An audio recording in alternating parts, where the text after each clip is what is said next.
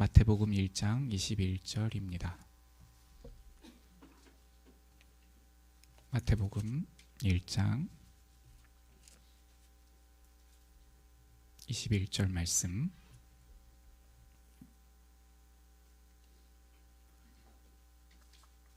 함께 한 목소리로 봉독하겠습니다. 시작. 아들을 낳으리니 이름을 예수라 하라. 이는 그가 자기 백성을 그들의 죄에서 구원할 자이심이라 하니라. 아멘. 이제 성탄절이 며칠 남지 않았습니다. 우리가 이맘때가 되면, 이 성탄의 시즌이 되면 왠지 기대감이 있고 무언가를 기다리게 되고, 또 마치 기쁘고 좋고 즐거운 일들이 생긴 것만 같은 그러한 마음이 우리 안에 있습니다. 이러한 우리의 느낌은 정말 주님께서 우리를 구원하시기 위해 오신 이 기쁨의 소식이 우리에게 있기 때문에, 우리가 그것을 분명하게 매 순간 기억하지 못하고 있더라도 우리의 영혼이 그것을 느끼고 하나님의 사랑을 느끼기 때문에 그런 것이 아닐까, 그렇게 생각해 보았습니다. 그런데 그럼에도 불구하고요,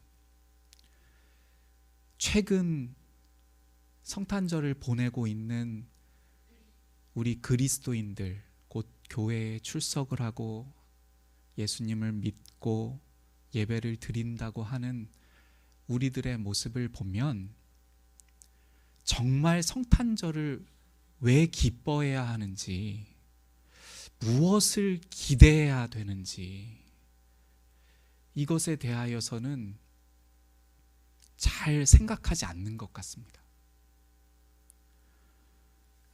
교제도 많고 만남도 많고 또 봉사하는 일들도 많이 일어나고, 선물도 심지어 서로 주고받기도 하지만, 우리가 무엇을 집중하고 무엇을 기억하고, 왜 이러한 성탄절이라는 이 절기를 주셔서 무엇을 기억하게 하여 주시는지에 대한 부분은 우리가 망각하고 놓치고 있는 것 같은 그러한 우려가 저에게 있습니다. 오늘 본문 말씀에서는요, 아들을 낳으리니 이렇게 시작합니다. 아들을 낳으리니. 우리는 예수님께서 이렇게 마리아의 아들, 그러니까 사람의 몸을 입으시고 이 땅에 오신 이 날을 성탄절, 이것을 기억하고 또 생각하는 날로 그렇게 보냅니다. 그런데 마리아의 아들로 말구 위에 놓으신 아기 예수님만 2주간 생각한다면, 우리는 100만 분의 1만 보는 것이라고 생각해도 과언이 아닙니다. 어쩌면 모든 것을 다 놓치고 감상에 젖어서 아기 예수님을 바라보면서 박수치고 따뜻한 느낌으로 보낼지도 모릅니다. 그렇게 되면 우리는 성탄절을 성경적으로 봤을 때, 그리고 하나님께서 보시는 각도에서 보았을 때, 우리는 그 성탄절을 잘 보낸 것이 아니라 실패한, 그러니까 하나님께서 이 성탄절이라는 절기를 우리에게 주심을 통하여 우리에게 기억하시고자 하신 것을 기억하지 못하고 이 세상이 주는 대로 우리는 보내버리고 마는 그러한 실패에 이르게 된 것일 것입니다. 이 지금 시간들을 어떻게 보내고 계시다가 오늘 오셨나요? 그리고 이제 12월 25일이 다가오고 있고, 또 우리가 크리스마스 이브라고 하는 날이 우리에게 다가오는데 무엇을 계획하고 계셨나요? 아주 좋은 어떤 모임들, 제가 그 모임을 하지 말라고 말씀드리는 게 아닙니다. 그리고 이번에 개봉하는 어떤 영화나 무엇을 공연이나 이런 것을 기대하시면서 친구들과 만나는 것, 그런데 이러한 모임들을 우리가 추구하고 또 기뻐하지만 정말 우리의 마음에 무엇을 기뻐하고 감사하고 또 찬양하고 있는지를 오늘 좀 우리가 깊이 들여다보고 함께 생각해 보았으면 좋겠습니다. 오늘 본문 말씀에는 아들을 낳으리니 이름을 예수라 하라. 이는 그가 자기 백성을 그들의 죄에서 구원할 자이심이니라 하니라. 이렇게 말씀하십니다. 예수님께서 아기 예수로 태어나신 이유는 자기 백성을 그들의 죄로부터 구원하시기 위하여 오신 것입니다. 예수님께서 이 땅에 오신 것은 목적이 구원이세요. 구원을 하시러 오신 것이죠. 아담과 하와가 범죄하였을 때, 범죄하고 난 후에 하나님께서는요, 구원을 약속하셨습니다. 여자의 후손을 통하여서 사탄의 머리를 완전히 으깨실 것을, 상하게 하실 것을 약속하시면서 구원을 약속하셨습니다. 그리고 아브라함에게도 말씀하실 때에 내 후손이 너의 씨로 말미암아 모든 족속이 복을 받을 것임을 말씀하셨습니다. 그러니까 하나님께서 범죄한 이후에 우리에게 계속 주시기를 원하시는 것은 구원이에요. 구원을 이루겠다 이렇게 하셨어요. 구원을 약속하셨어요. 그런데 무엇을 통하여 그 구원을 이루실 것을 언약하셨냐면 아브라함에게 말씀하신 것처럼, 아담에게 말씀하신 것처럼 내 후손을 통하여입니다. 후손. 누구의 후손이라고요? 아담의 후손, 아브라함의 후손이요. 아브라함의 자손이요. 그러면 그 구원, 우리를 구원하실 그 구원자는 누가 되어야 합니까? 아담의 자손이 되어야 하고 아브라함의 자손이 되어야 하지요. 이 말은 사람이라는 거예요. 사람. 그러니까 우리를 구원하실 분이 천사가 아니라 사람이라는 것입니다. 또 이렇게 언약해 주셨어요. 그 구원자는 사탄의 머리를 으깰 것이다. 상하게 할 것이다. 그러니까 구원자는 어떠한 권능의 구원자이셔야만 하시냐면 사탄의 머리를 상하게 할 수 있는 권능의 분이셔야 됩니다. 또 이렇게 말씀하셨어요. 대적의 성문을 차지할 것이다. 이 대적은 바로 사탄인데 대적과 싸워 그 대적의 성문을 완전히 지배하여 우리를 자유케 하실 그러한 권능을 소유하신 분, 그분이 바로 구원자일 것을 말씀하셨습니다. 그리고 또 이렇게 말씀하셨어요. 하나님과 동일한 공의를 실행하실 분이라고 말씀하셨어요. 하나님과 동일하게 정의와 공의를 실행하실 분으로 언약해 주셨어요. 자, 언약을 한번 정리해 볼까요? 아브라함의 후손이어야 하시고 아담의 후손이어야 됩니다. 그 구원자는요. 그리고 또 어떠셔야 하시죠?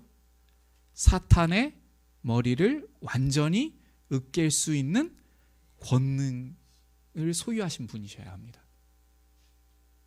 뿐만 아니라 하나님과 동일한 정의와 공의를 실행하실 수 있는 분이셔야 돼요.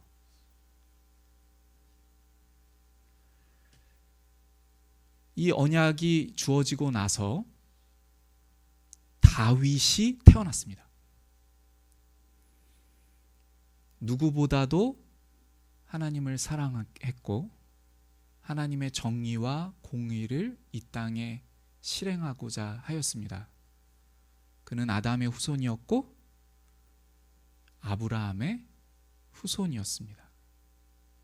그는 기름 부음 받은 자라고 불렸습니다. 그가 메시아였나요? 다윗은 메시아가 아니었습니다. 그도 우리와 같은 본성을 가진 다윗이었고요. 그래서 마태복음 1장에서 다윗을 소개할 때에 다윗 왕은 우리아의 아내를 통하여 솔로몬을 낳으니라 이렇게 기록합니다. 하나님을 정말 사랑한, 그리고 하나님께서 마음에 합한 다윗이라고 한 그도 하나님의 정의와 공의를 이 땅에 온전히 실행하지 못했습니다. 자신에게 충성된 신하였음에도 불구하고 우리아를 죽게 만듭니다. 그리고 그의 아내를 빼앗았습니다. 하나님의 정의와 공의를 실행하기에 역부족일 뿐만 아니라 하나님의 정의와 공의를 이 땅에 떨어뜨립니다. 이것이 우리의 모습입니다. 그러니까 하나님께서는 우리가 범죄하였을 때 이렇게 하면은 구원받는다 하시지 않은 거예요. 왜냐하면 우리가 그럴 수 없기 때문입니다. 아담이 범죄했을 때 하나님께서 아담아, 그래 이렇게 범죄했는데 앞으로 이렇게 살아. 그러면 구원받는다.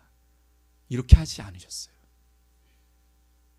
왜냐하면 우리가 이미 죽었고 도무지 하나님의 의에 이를 수 없는 본성이 되었기 때문에 그렇습니다.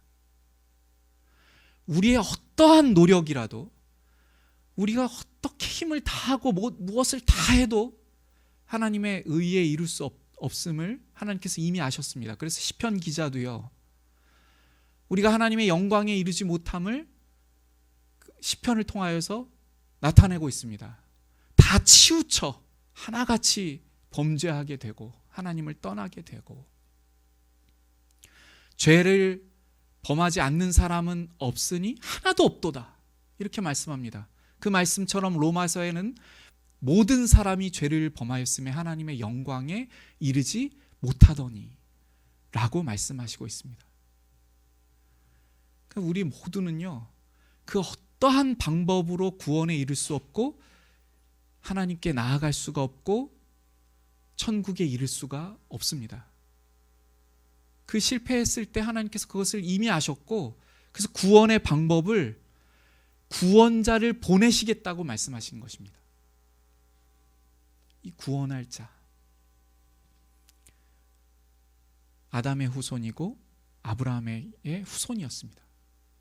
우리가 오늘 읽은 이 마태복음의 1장 21절 말씀 전에 계보가 등장합니다. 이 계보는 하나님께서 언약하여 주신 대로, 그러니까 이거 잘 지키면 나한테 올 수 있어, 내가 구원하여 줄게 한 것이 아니라 내가 구원자를 보낼게 이렇게 하셨거든요. 우리를 구원하시기 위해서. 이 약속이 정말 하나님의 말씀대로 성취되었음을 이 계보가 우리에게 보여줍니다. 하나님께서 아브라함의 후손으로 오실 것을 말씀하셨는데 아브라함의 후손으로 오셨음을 이 계보가 우리에게 보여줍니다. 다윗도 메시아가 아니었습니다. 그리고 하나님께서는 다윗의 후손으로도 오실 것을 예레미야를 통하여 말씀하여 주십니다. 다윗에게서 한 가지가, 의로운 가지가 날 것을 예레미야를 통하여 말씀하여 주셨는데요. 그러니까 다윗의 또한 후손이 되셔야 되죠. 그래서 하나님께서 언약하여 주신 대로 아브라함의 후손으로, 다윗의 후손으로 보내어 주셨음을 이 계보가 우리에게 증명하여 줍니다. 그런데 마태복음 1장에 있는 이 계보는요, 하나님께서 아브라함의 후손, 다윗의 후손으로 메시아를 보내주셨다는 것만을 나타내지 않습니다. 이 계보는 우리가 얼마나 절절히 하나님 앞에 죄악된 인생들이었는가를 다 나타내 주십니다. 먼저 족보를 한번 그러면 몇 군데만 먼저 볼까요?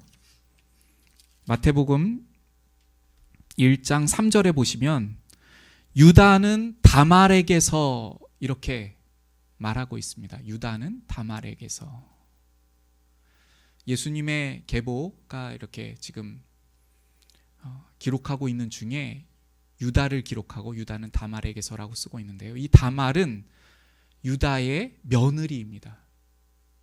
그러니까 유다는 다말을 통하여서 지금 이 계보에 있는 아들을 낳은 것입니다. 이 기록을 보면 유다의 사랑 없음이 나와요. 그리고 유다가 얼마나 세상적으로 살았는지에 대한 모습이 밝혀집니다. 이 다말에게 그 자손을 낳을 수 있도록 유다가 배려해 주었어야 했음에도 불구하고 그렇지 않자 이 다말이 창녀의 모습을 하고 한 곳에 앉아 있었고요. 그래서 유다는 그 여인이 자신의 며느리인지도 모르고 그녀를 취합니다. 그래서 자녀가 생겼어요. 이 계보 안으로 예수 그리스도께서 들어오신다는 것은요, 유다의 이 치욕적인 죄악을 예수님께서 담당하시고자 이 계보 안으로 들어오셨다는 것을 말씀하시고 있는 것입니다. 하나님께서는 유다의 그러한 치욕적인 죄악을 망신주기 위해서 여기서 기록하는 것이 아니라 우리의 죄악이 바로 그와 같았다는 것입니다. 우리의 모습이 바로 유다와 같았다는 것이죠. 또 다윗을 기록할 때 다윗 왕은 우리아의 아내에게서 솔로몬을 낳으니라. 역시 마찬가지입니다. 성경은 감추지 않아요. 예수님의 족보를 그럴싸하게 이렇게 훌륭한 인물들로 채워넣지 않습니다. 엉망인 사람들의 이 모습들을 다 기록합니다. 우리가 착각하지 말아야 될 것이 있습니다. 우리의 마음에 어떠한 따뜻한 마음을 주고 평안함을 주는 어떤 글귀가 우리를 구원하지 않습니다. 나의 마음에 안위함을 주고 나의 마음에 어떤 행복을 주고 나의 마음에 기쁨을 주는 어떠한 그러한 메시지, 어떠한 그러한 것이 우리를 죄로부터 구원하는 것이 아닙니다. 우리를 구원하는 이 메시지는 예수 그리스도께서 구원자로 오셨음을 붙들게 하는 것이어야만 합니다. 만약에 그렇지 않다면 우리는 예수님께서 오신 이 날을 기념할 수 없을 뿐만 아니라 찬양하지도 못하고 나와 어떠한 관련이 있는 줄도 모르고 그냥 세상 사람들이 보내는 것처럼 이 절기를 보낼 것입니다. 크리스마스를 그냥 보낼 것입니다. 그리고 이 시간을 보낼 때 나는 그냥 이렇게 너무 잘 보냈어, 따뜻하게 보냈어, 기쁘게 보냈어 하고 만족할 것입니다. 만약에 그렇게 보냈다면 아무리 교회를 다니고 아무리 예배를 드려도요, 예수님께서 우리에게 주시기 위한 이 구원이 무엇인지도 생각하지도 않고 정말로 나에게 어떠한 관계가 있는 줄도 모르고 나를 위하여 인간이 되어주신 이 의미에 대해서 생각하지도 못하고 보내게 될 것입니다. 그러면 그것은 성경에서 말씀하신 메시아를 만난 것이 아니죠.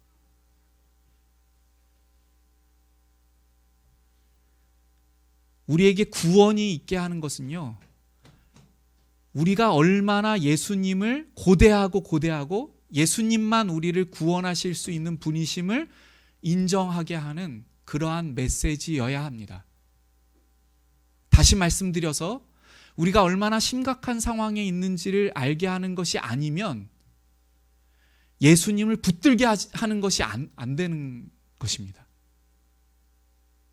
우리가 얼마나 예수님이 필요한지를 알아야만 이 성탄절에 예수님께서 우리에게 오신 메시지가 우리에게 너무나 가치 있는 것이 되는 것이죠. 그래서 마태복음 기자는요, 이렇게 유다의 이야기, 유다가 그 며느리를 통하여서 아들을 낳는 이야기,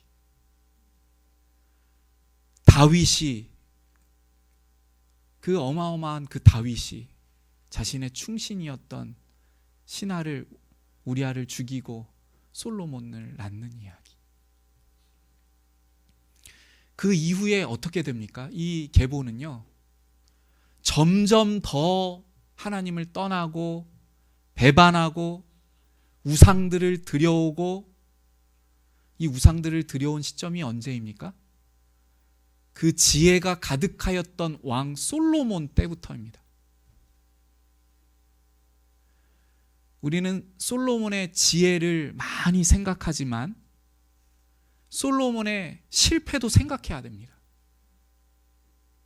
솔로몬이 그 당시에 다른 나라들과 화평한 그 시기에 앞으로도 화평할 것을 바라여서 정치적으로 많은 아내들을 맞이하는데요.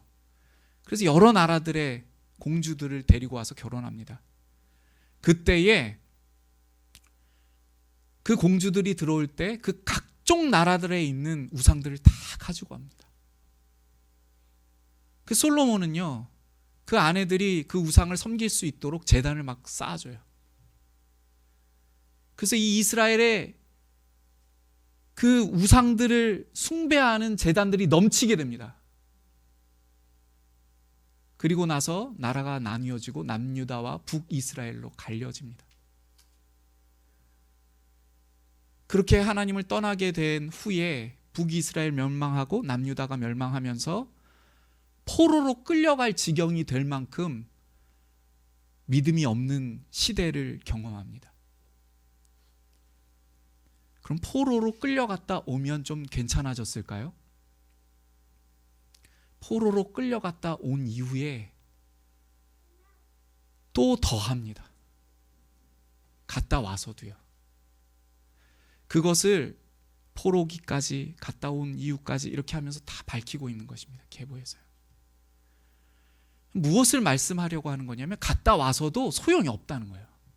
우리의 본성은 포로로 끌려갔다 와도 또 범죄하고 하나님을 떠나고 하나님을 잊고 망각하고, 우리가 어떠한 사망 가운데 있는 우리인지를 여전히 아담처럼 모르고 여전히 범죄하는 그러한 죄악된 우리임을 보여주기 위하여서 이 계보를 쭉 우리에게 설명하여 주시고 있는 것입니다.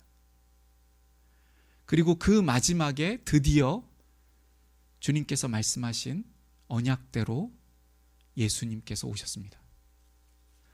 그 언약이 이루어져야만 하려면 이분은 누구여야 하죠? 제가 서두에 말씀드린 것처럼 맞아요. 사람이어야 됩니다. 그런데 사람인과 동시에 어떤 것이 가능해야 되냐면 하나님과 동일한 공의를 실행할 수 있으셔야만 하고 사탄의 머리를 으깨실 수 있어야 합니다. 여러분, 사람으로만 이것이 가능합니까?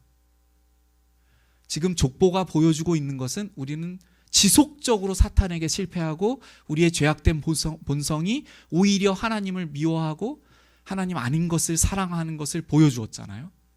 그래서 하나님께서 경책하여서 바벨론으로 포로로 갔다 와도 깨닫지 못하고 여전히 그렇게 죄의 본성대로 살 수밖에 없는 우리임을 보여주셨습니다. 제사를 계속 드렸지만 그 제사로 해결이 안 됩니다. 사탄의 머리를 우리의 능력과 우리의 힘으로 도무지 깨트릴 수 없습니다. 누가 오셔야 되시죠? 오직 하나님께서 오셔야 됩니다. 하나님께서 오셔야만 이 모든 언약을 다 성취하실 수가 있어요. 다윗에게 이렇게 언약하신 적이 있어요. 그 보좌가 영원토록 세세토록 그 보좌가, 그러니까 그 보좌는 다윗의 자손으로 와서 왕으로서 하나님의 백성들을 통치할 그 보좌인데, 그 보좌가 영원토록 무궁토록 있겠다고 하셨어요. 그러면 사람이면 이것이 불가능한 것이죠. 사람으로서는요. 그러니까 하나님만이 가능하실 수 있는 약속을 하셨습니다. 그러면 이 약속이 이루어지려면 사람이면서 하나님이셔야 하시는 것이죠. 그러니까 하나님께서 사람이 되셔야만 하십니다. 그래서 이 언약은 하나님께서 사람이 되셔서 온전히 성취하심으로 예수 그리스도께서 우리 안에 계셔서 우리 안에 나타내 주심으로 구약에서 말씀하여 주신 그 모든 성취를 이루시는 것이죠. 이제 하나님께서 사람이 되신 이 부분에 대해서 우리가 잠시 묵상하고요, 우리의 죄를 위하여 어떠한 것을 치르셨는지를 함께 나누고 마치겠습니다.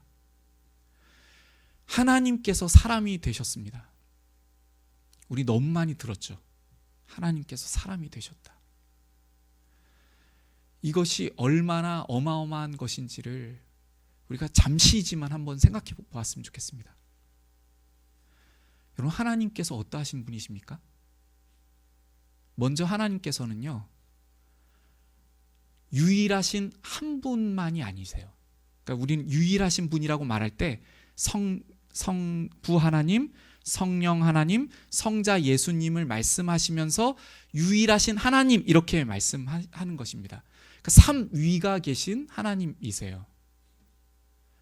근데 이 하나님께서 이미 계실 때 성경은 하나님께서 사랑 그 자체라고 말씀하세요. 이 말씀이 무엇을 의미하냐면 이 삼위 되신 성령 하나님, 성부 하나님, 성령 하나님, 성자 하나님의 그 존재만으로도요, 더 이상 더할 것이 없으신 그 사랑에 충만하신 자체라는 것입니다. 그러니까 무엇을 더 만드시거나 더 더하셔야만 하나님께서 뭔가를 하나님께서 흡족해 하시고 만족하시고 기뻐하신다는 것이 아니에요. 그냥 그 하나님께서 이미 공동체이셨고 그 교제만으로도 충만하신 하나님이시라는 것입니다. 그런데 그분께서 모든 것을 창조하셨습니다. 그분의 권능으로요. 요한복음에서는요, 이 창조하심을 말씀이신 예수님께서 모든 것을 창조하셨다고 기록하고 있습니다. 모든 것이 예수님으로부터 되었음을 요한복음 1장에서 말씀하시는데요. 한번 눈으로도 보셨으면 좋겠습니다. 요한복음 1장 1절부터 보시면, 태초에 말씀이 계시니라. 이 말씀이 하나님과 함께 계셨으니 이 말씀은 곧 하나님이시니라. 그가 태초에 하나님과 함께 계셨고 만물이 그로 말미암아 지은 바 되었으니 지은 것이 하나도 그가 없이는 된 것이 없느니라. 여기에서 함께 계셨다는 단어가 여러 번 등장하잖아요. 여기서 함께의 원어적인 단어의 뜻은요, 예수님께서, 그러니까 말씀이셨던 예수님께서 하나님과 함께 계시다 할 때 이 함께는요, 하나님을 향하여 계시다 라는 의미예요. 문자적인 의미는요. 그러니까 완전히 하나님을 향하여 계신 말씀이신 거죠. 그러니까 예수님께서 하나님과 완전히 하나가 되시며 완전히 동일하신 성품과 동일하신 마음과 모든 권능으로 하나님만을 향하시고 계시는 그 주님이 말씀이셨습니다. 그 말씀이셨던 예수님께서 모든 것을 다 창조하신 그분이십니다. 그래서 이 땅을 창조하시고 우주를 창조하시고 우리들을 창조하셨습니다. 성육신은요, 그 창조하신 만물보다 크신 분께서 만물 안으로 들어오시는 사건입니다. 이 모든 것을 다 만드신 분, 그분께서 이 안으로 들어오시는 거예요. 근데 이 안이 어떠한 곳이냐면요, 다윗이 우리아를 죽이고 있는 곳입니다. 다윗을 바꿔 말하면 가장 정의로운 사람이라고 한번 칭해 볼게요. 우리 인간 중에 가장 정의로운 사람이 하나님께서 사랑하는 우리아를 죽이고 있는 세상입니다. 거룩하시고 전능하신 그 하나님께서 이 땅으로 들어오시는데, 창조하신 그 세계 안으로 들어오시는데, 그 세계가 어떠한 세계가 되었냐면 우리의 범죄로 말미암아 하나님께서 너무나도 싫어하시는 죄가 가득한 세계가 되었어요. 이 하나님께서는 죄와 조금도 함께 계실 수 없는 그러한 분이십니다. 너무나 거룩하시고 거룩하고 거룩하셔서 천사들도 하나님 앞에서 얼굴을 가리우고 발을 가리우고 그 하나님으로부터 나오시는 거룩한 그 광명한 거룩하심 앞에 도무지 자신을 가리우지 않고는 있을 수가 없어서 천사들도 얼굴을 가릴 수밖에 없는 그 거룩하신 하나님, 하나님께서 모세를 시내산에서 만나 주실 때에 아무도 먼저 올라오라고 하시지 않았습니다. 모세만 올라오라고 하셨는데, 왜냐하면 그들의 죄악들 때문에 이렇게 하나님께서 말씀하십니다. 내가 그들을 격돌할까 하노라. 격돌할까. 그 죄를요, 하나님께서 가만히 내버려 두실 수가 없기 때문에 누구도 하나님께로 올라오지 않도록 하신 그 거룩하신 하나님이십니다. 근데 그 하나님께서 이 모든 만물을 창조하신 그 창조의 피조물 가운데로 들어오실 뿐만 아니라 단 한순간도 함께 거하실 수 없는 죄 가운데로 들어오시는 것입니다. 이것이 간단한 것이 아니에요. 우리는 하나님이시니까 하나님이시니까 하신 것 같잖아요. 이렇게 무엇이든지 다 하실 수 있는 하나님이시니까 이렇게 한 것 같잖아요. 그런데요, 정말 하나님의 그 속성을 알 때에 이것은요, 성육신 자체가 하나님께서 하나님 되심을 부인하시는 것입니다. 이 땅에 오신다는 것 자체가요. 피조물의 모양이 되실 뿐 아니라 이 죄가 관영된 이 땅에 오시는 것. 이제 그 죄의 모양을 가지시고 형체를 지니셔서 우리를 위하여 우리의 진노, 우리가 받아야 할 모든 형벌을 대신하여서 십자가를 지실 것을 아시고 그 아기로 이 땅에 오시는 것입니다.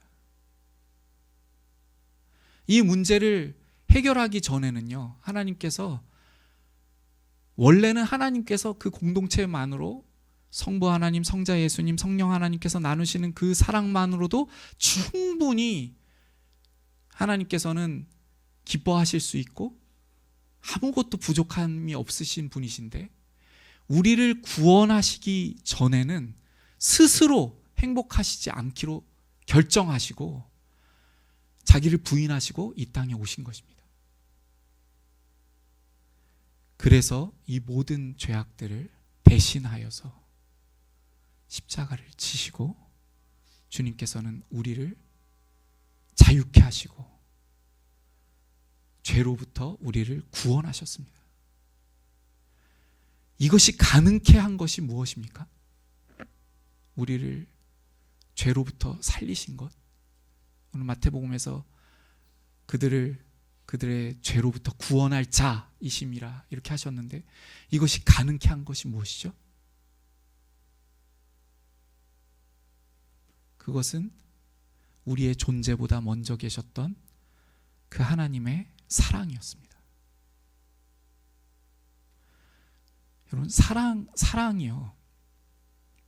이 크리스마스가 오면, 이 성탄절이 오면 사랑에 대해서 많이 생각하는 것 같아요. 근데 이 사랑을 우리는 이 땅 차원에서 생각을 하고 선물을 주고받고 하는데요, 한번 이 사랑이 언제부터 시작되었는지를 한번 생각해 봤으면 좋겠어요. 우리는 사랑이 우리를 만들고 나서 우리가 느껴지는 그때부터 있는 것처럼 생각할지도 몰라요. 사랑이라는 것이요. 근데 사랑은요, 잘 생각해 보면 하나님께서 영원 전부터 영원 후까지 계시기 때문에 사랑이 영원 전부터 영원 후까지 있습니다. 하나님 그분이 사랑 자체이시기 때문에 그렇습니다. 근데 그 하나님께서 사랑하시는 이 사랑이 우리를 향하여서 멈출 수 없었기 때문에, 우리를 너무나도 사랑하였기 때문에 하나님의 보좌를 버리시고, 즉 하나님 되심을 포기하시고 인간이 되시는 것이죠.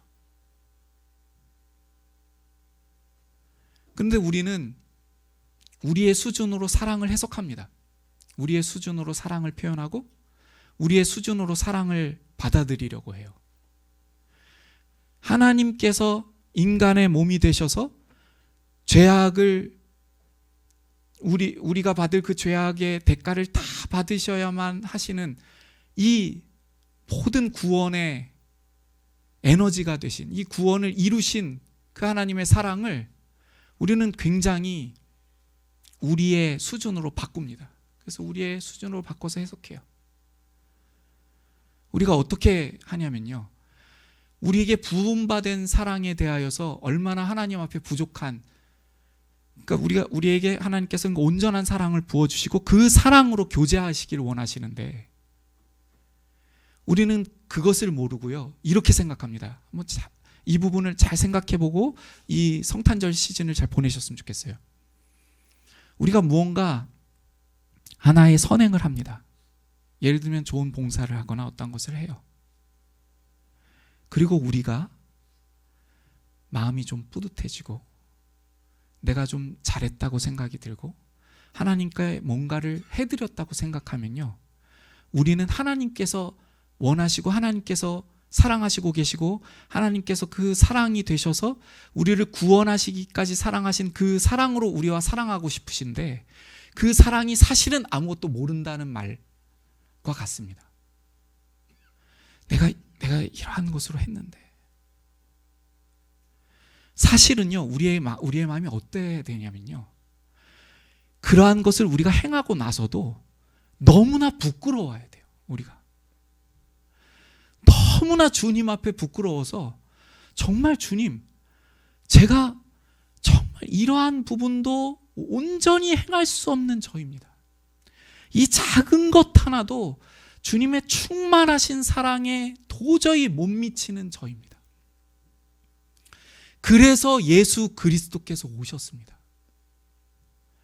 이 온전한 사랑으로 주님 앞에 나아갈 수가 없어서 예수 그리스도께서 우리를 위하여 죽으시고 우리를 위하여 우리에게 모든 것을 허락하여 주심으로, 다시 말씀드려서 주님과의 연합을 허락하여 주심으로, 예수님을 통하여 하나님과 이 사랑의 교제를 나눌 수 있도록 해주신 그 놀라운 주님의 사랑을 감사합니다.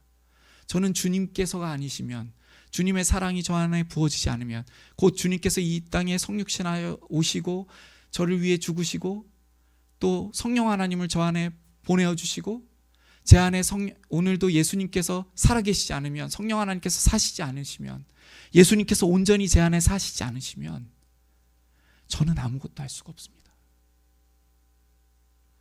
정말 조그만 것 하나도 할 수가 없습니다. 이것을 우리가 진정으로 오늘 고백드리지 못하고 있다면, 우리는 어쩌면, 모양은 어쩌면 그렇게 드리고 있는 예배자로 오늘 하루를 보낼 수도 있습니다. 이렇게 감사하고 찬양하고 이렇게는 하지만 정말 주님께서 우리에게 깨닫기 원하시는 그 의미로서 이 성탄절에 정말 죄를 위하여 이 땅에 오신 그 주님을 붙드는 우리가 되지 못할 수 있습니다. 말씀 맺겠습니다. 오늘 성탄절을 우리가 이렇게 맞이하고 있는데요, 하나님께서 얼마나 우리를 구원하는 것이 중요하셨으면 예수님을, 그 보좌에 계시던, 그 통치하시던 예수님을 인간의 몸으로 이 땅에 보내시기까지 하셨을까요? 얼마나 우리를 사랑하시고 우리를 구원하시는 것이 중요하셨으면 예수님을 십자가에 죽으시기까지 이 구원의 역사를 멈추지 않으셨을까요? 오늘도 그 구원의 역사를 이루어 가시기 위한 하루이며 우리가 그 의미를 더욱 깨닫게 하시기 위한 하루입니다.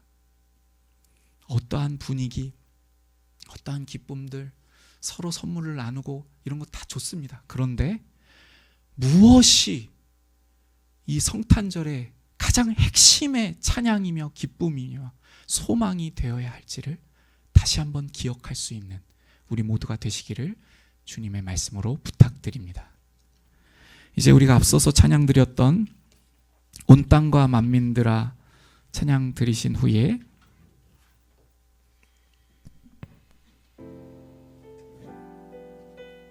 축도로 예배를 마치겠습니다.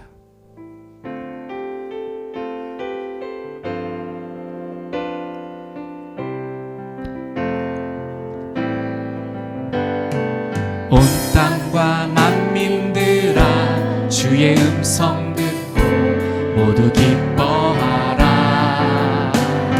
산들과 나무들도 즐겁게 춤추며 함께 손뼉 쳐라. 사랑과 정의를 주시는 주 영원한 그의 나라. 좌우에 날이 선 검과 같은 진리의 그분 말씀 승리해. 땅들아 기뻐하라. 땅들아 기뻐하라. 죄인 구하시러 주님 오신다네. 십자가 구원으로 우리 물리쳤네. 어둠의 세력을 사랑과 정의를 주시는 주 영원한 그의 나라. 좌우에 날이 선 검과 같은 진리의 그분 말씀 승리해. 마지막 3절로 찬양합니다. 모두 다 소리 높여 주님 찬양해. 힘있게 찬양해. 외치세 온 세상에 열방과 만민을 주가 통치하네.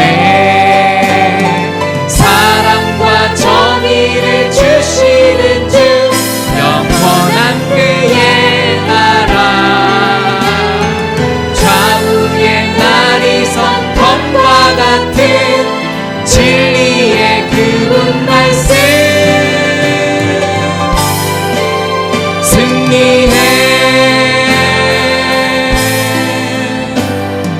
축도로 예배를 마치겠습니다. 이제는 우리를 구원하시기 위해 하늘 보좌 버리시고 십자가 지신 우리 주 예수 그리스도의 은혜와 우리를 너무나도 사랑하셔서 아들을 이 땅에 보내어 주시는, 무궁하시고 우주를 가득 채우시는 하나님 아버지의 사랑하심과 성령 하나님의 내주하여 주심으로 우리가 얼마나 소망이 없고 우리의 힘으로는 도저히 구원받을 수 없는 우리인지를 깨닫게 하여 주시는 역사가, 주신 말씀 붙들고 하나님께서 사람이 되신 의미와 완전한 사람이시며 완전한 하나님이 되신 그 놀라운 은혜를 더 깊이 묵상하며 나아가기를 소원하는 십자가 생명교회 모든 성도님 머리 위에 이제로부터 영원까지 항상 함께 계시옵기를 축원드리옵나이다.